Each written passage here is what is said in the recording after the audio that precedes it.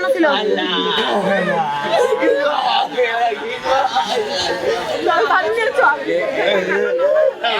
তুমি বিচার করে খোদা এই দিন কয়দিন পুলিশে মামলা দেয় কিন্তু সঠিক কোনো বিচার হবে না আমি জানি সঠিক কোনো বিচার হবে না। 5-6 জন মিলে দাও গাছি দা নিয়ে আর বার্মিস চাকু নিয়ে বাইরেছে। বার্মিস চাকু দিয়ে ঢুকানোর পরে কইছে যে গাছি দাটা নিয়ে আয়। তাই ইরান আবার কইছে গাছি দার দরকার নেই, এমনি বুঝ হয়ে গেছে।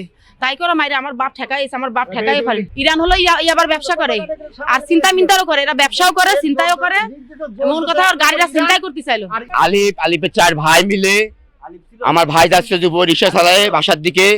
ওই সময় রিক্সা চিন্তা করার সময় আমার ভাইকে যেমন ভাবে ধরে উদাম পাদাম কুপাইছে, কুপা ভাইকে মেরে ফেলেছে। যারা মারছে তারা আসছে, তাকে দেখাই দিলে বলছে কই কই কই চলে যাচ্ছে তাকে সামনে দিয়ে। তারা ধরতেছে না, তারা কাছে দেখবো আমরা দেখবো, আমাকে দেখাচ্ছে না কিন্তু তাকে সামনে চলে যাচ্ছে। তারা কোনো বিচার করতে ধরছে না আসামি। আমাকে দেখবো, আমরা সুষ্ঠু একদম সুষ্ঠু বিচার চাই আমরা। তারপর রিয়াজের চাকু মারলে ওকে জোর পায়ে আলিফ বাস দিয়ে বাড়ি দিতে গেল আর মিরাজ চাকু মেরে দিল।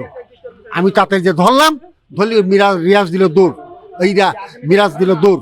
সানশাইন আটা ময়দা সুজি, ভালোবাসায় তৈরি। শহীদ নামে 45 বছর বয়স্ক একজন ব্যক্তি অনুমান বিকাল 5টার পরপরই আমাদের জরুরি বিভাগে আসে। তার সমস্ত শরীর রক্তে ভেজা ছিল। তার সাথে যে লোক ছিল উনি বলেন যে তাকে ছুরিকাঘাত করা হয়েছে। তারপর সাথে সাথে আমরা তাকে দেখি, তখন বুকের উপরের দিকে একটা ক্ষত পাই এবং বুকের বাম সাইডে একটা ক্ষত পাই এবং রোগী মৃত অবস্থায় এখানে এসেছিল।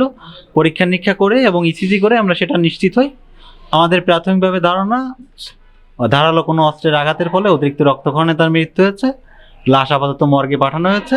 ময়না তদন্তের পর তার মৃত্যুর সঠিক কারণ বের করা সম্ভব হবে।